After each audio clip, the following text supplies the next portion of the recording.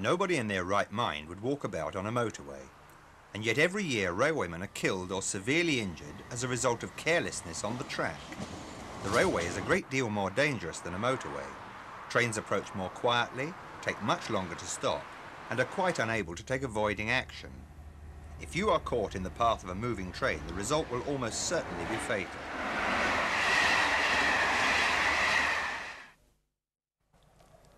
For those of you whose duties take you on or near the track, there are a few simple rules to follow.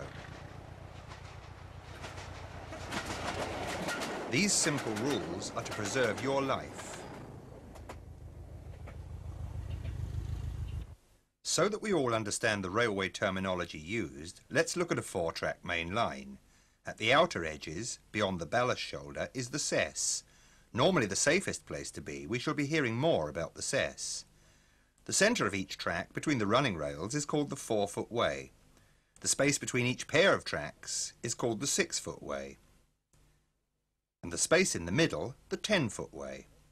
All this constitutes a highly dangerous area, and unless your duties require it, you should never be there. Don't use it as a shortcut to your place of work. It could severely shorten your career.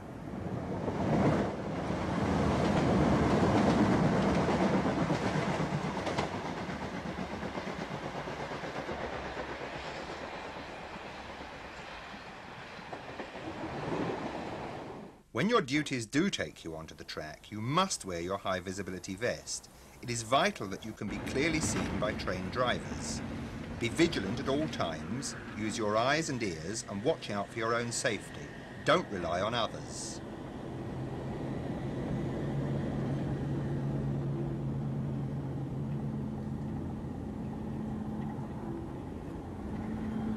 Before crossing any running line, you must make sure there are no trains approaching. Look both ways.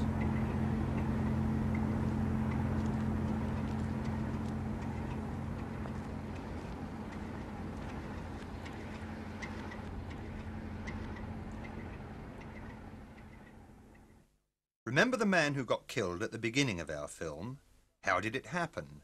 Let's take another look. For a start, he's walking in the 4-foot way, the most dangerous place to be. He's wearing his high visibility vest, but it's dirty and it's not done up at the front. From a driver's point of view, he isn't very visible. He's got the hood of his anorak over his head. This is dangerous. His side vision is obscured and his hearing is impaired. When a train approaches, his acknowledgement is late and careless, and then he makes the most fatal of all mistakes. Instead of stepping into the cess, a position of relative safety, he steps into the 6-foot way. He has neither seen nor heard the train approaching in the opposite direction. Of all track accidents, the most common is where the man steps out of the path of one train into the path of another. Walk in the cess where possible, and never in the 6-foot. Always face the direction of traffic. When a train approaches, acknowledge the driver's horn warning and step back smartly to a position of safety. Don't rely on your knowledge of the timetable. Extra trains may be running. Don't rely on a signal being at danger. A train may be authorised to pass it. And remember, trains may approach in the wrong direction. Where the line speed is 100 miles per hour or less, limited clearance areas are indicated by the familiar red and white chessboard signs. Never enter an area of limited clearance unless your exit is clear and you can be sure that no train is approaching. You should never be closer than 4 feet from the nearest running rail.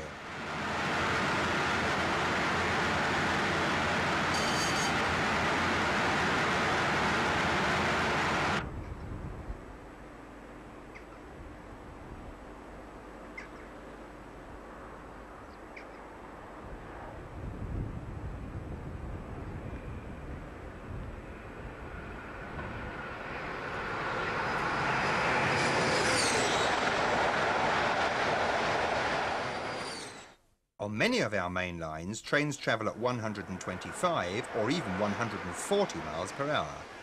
On these lines, your position of safety is at least 6 feet 6 inches from the nearest running rail. Where there are no refuges, these areas are marked by the distinctive blue and white chessboard sign.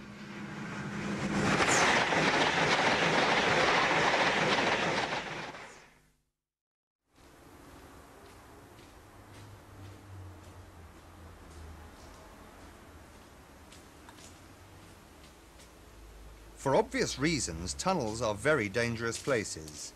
Never enter a tunnel unless it is absolutely essential for you to do so.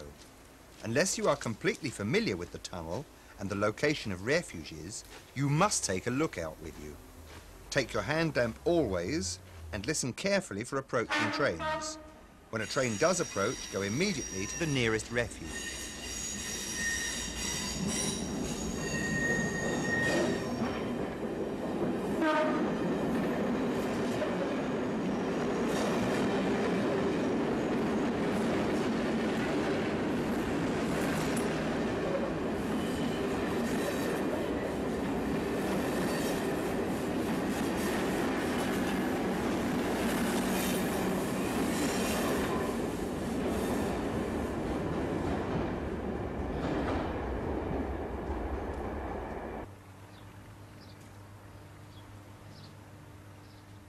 This man is crossing the track at a busy junction, and he's doing it all wrong.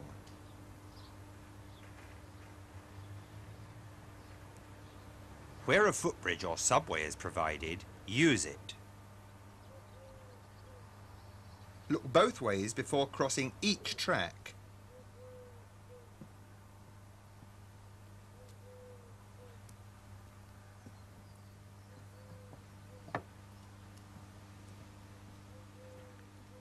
Step over rails, not on them.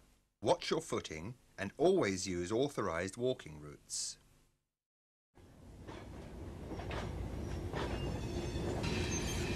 Yards, depots and sidings are among the most dangerous locations on the railway system.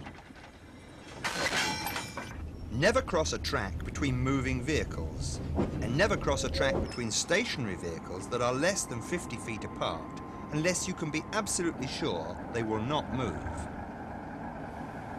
These two multiple units are less than 50 feet apart. If I have to cross between these two vehicles, then I must make sure the trains are not going to move.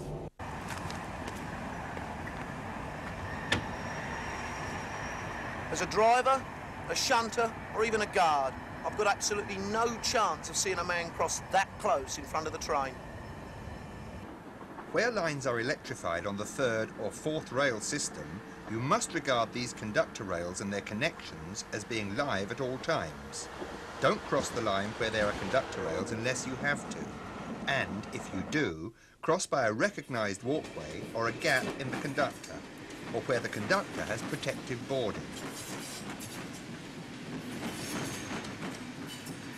Never step on a conductor rail or between the conductor and an adjacent running rail. And remember, never let anything you are wearing or carrying touch the conductor rail.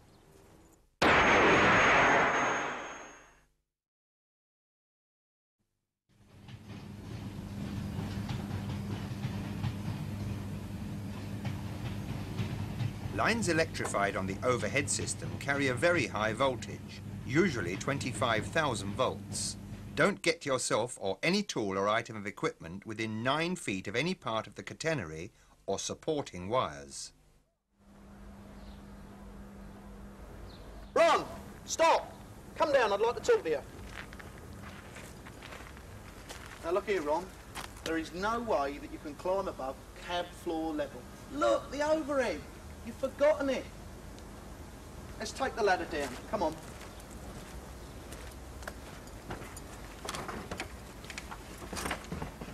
Careful now.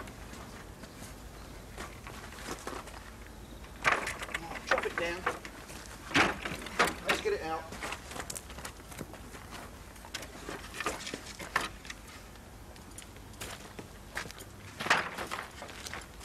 Always carry long objects horizontally and get another man to assist. Don't take a chance with 25,000 volts. You won't get a second. Take special care when working on embankments or on any structure at overhead line level. Remember the 9-foot rule. Every employee whose duties compel them to be on or about the running line must be in possession of and conversant with the appropriate safety rules and regulations. This may well include AC, DC, electrified lines instructions. The certificate of competency must be completed. You must also sign to say that you have no disability, you are not defective of hearing or eyesight.